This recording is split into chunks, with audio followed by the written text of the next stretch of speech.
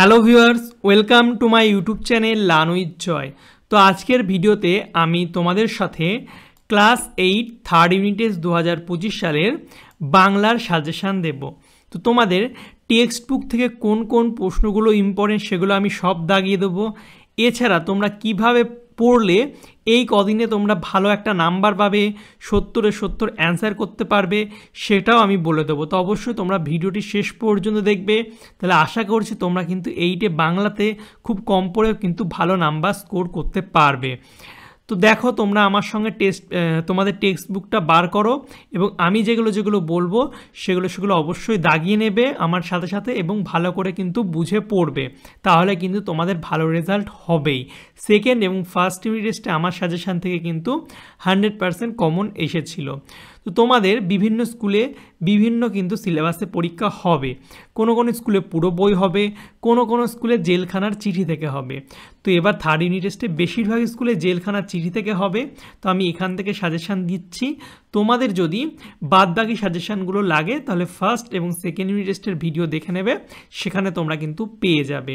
তো আজকে আমরা জেলখানার চিঠি এখান থেকে কিন্তু তোমাদের ইম্পর্টেন্ট প্রশ্নগুলো বলে দেব। তো তোমরা কিন্তু সবার আগে তোমাদের গল্প কবিতা যেগুলোই থাকবে সেগুলো কিন্তু তোমাদের ভালো করে পড়তে হবে। তোমরা যদি টেক্সটটা ভালো করে পড়ো তাহলে কিন্তু তোমরা সব প্রশ্নের উত্তর দিতে পারবে, এবং এর সাথে প্রতিটা গল্প এবং কবিতার বিষয়বস্তু আর নামকরণের সার্থকতা এগুলো পড়ে রাখবে, তাহলে তোমাদের যে কোনো রকম প্রশ্ন দিলেই কিন্তু উত্তর লিখতে পারবে। আর আমি যেগুলো দাগিয়ে দিয়েছি সেগুলো যদি তোমরা পড়ো তাহলে আশা করছি যে প্রশ্ন আসুক তোমরা উত্তরগুলো কিন্তু লিখতে পারবে। তো তোমরা বার করো 123 পৃষ্ঠা, এখানে 2-এর 1 তোমরা স্টার দিয়ে রাখো, তারপরে 2-এর 4 এটাও স্টার দিয়ে রাখো। তো এই দুটো বেশি ইম্পর্টেন্ট, এবং আমি বলবো তোমরা 2-এর সবগুলোই পড়ো, কারণ এগুলো এমসিকিউ প্রশ্ন, ছোট প্রশ্ন, মানে শর্ট প্রশ্ন, বিভিন্ন স্কুলে বিভিন্ন প্রশ্ন দেয়। তো বেশিরভাগ স্কুলে এই 2-এর 1 আর 2-এর 4-এরটাই দেয়। তো তোমরা যারা রিস্ক নিতে চাও না তারা সবগুলোই করতে পারো। 3-এর বড় প্রশ্নের মধ্যে 3-এর 1, 3-এর 3 আর 3-এর 4, 3-এর 3 এবং 3-এর 4 ডবল স্টার দিয়ে রাখো, বেশি ইম্পর্টেন্ট। 3-এর 6, 3-এর 8 এবং 3-এর 10 এগুলো তোমরা একটু স্টার দিয়ে রাখো। এরপর 8-এর 1 এটাও তোমরা স্টার দিয়ে রাখো, ইম্পর্টেন্ট প্রশ্ন, ভালো করে পড়বে। তারপরে চলে আসো নেক্সট, তোমরা হচ্ছে পেজ নাম্বার 127, এখানে 2-এর 1 এবং 2-এর 4 এবং 2-এর 6 এগুলো ইম্পর্টেন্ট, এর মধ্যে 2-এর 1 আর 2-এর 6 তোমরা ডবল স্টার দেবে।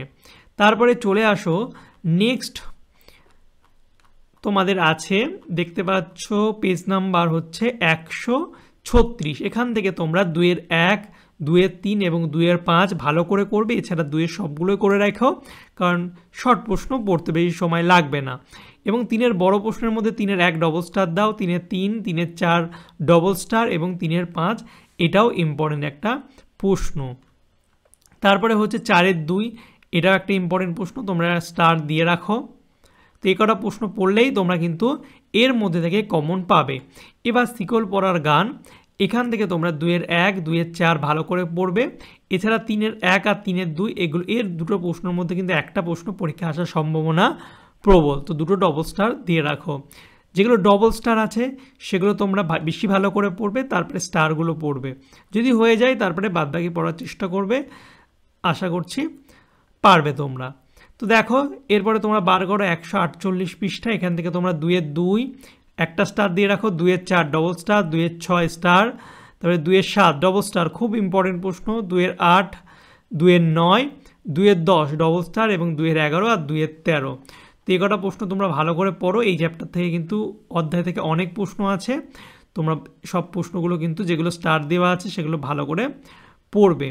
এরপর তোমরা চলে আসো পরবর্তী, আমাদের হচ্ছে 154 পৃষ্ঠা, এখান থেকে 2-এর 1, 2, 3, 4 সব কটাই 2-এর ইম্পর্টেন্টই, কিন্তু 2-এর 2 আর 2-এর 4-এরটা বেশি ইম্পর্টেন্ট, তোমরা ডবল স্টার দিয়ে রাখো।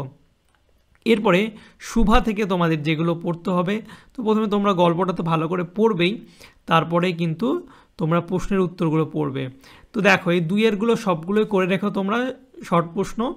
এরপর 3-এর দাগে 3-এর 1-এরটা ডবল স্টার দাও, 3-এর 4-এরটা ডবল স্টার, 3-এর 5 এটাও ইম্পর্টেন্ট প্রশ্ন, আর 4-এর 1, 2 খুব ভীষণ ইম্পর্টেন্ট প্রশ্ন, পরীক্ষা আসার মতো। 4-এর 1-এরটা সব থেকে বেশি, এটা 3টে স্টার দিয়ে রাখো, ঠিক আছে, এবং 4-এর 3 এটাও একটা স্টার দিয়ে রাখো। এরপরে হচ্ছে পরাজয়। তো পরাজয় থেকে দেখো, তারপরে তোমরা বার করো হচ্ছে পেজ নাম্বার 173। এখান থেকে 2-এর 1, 2-এর 4 স্টার দাও এবং 2-এর 7 এটাও স্টার দাও। এবং আমি বলবো এখান থেকে তোমরা 173 পৃষ্ঠা 2-এর সবগুলোর পড়ার চেষ্টা করবে, কিন্তু এই স্টারগুলো বেশি ভালো করে পড়বে। তারপরে 3-এর দাগে 3-এর 1 স্টার, 3-এর 3 স্টার, 3-এর 6 এটাও ইম্পর্টেন্ট প্রশ্ন।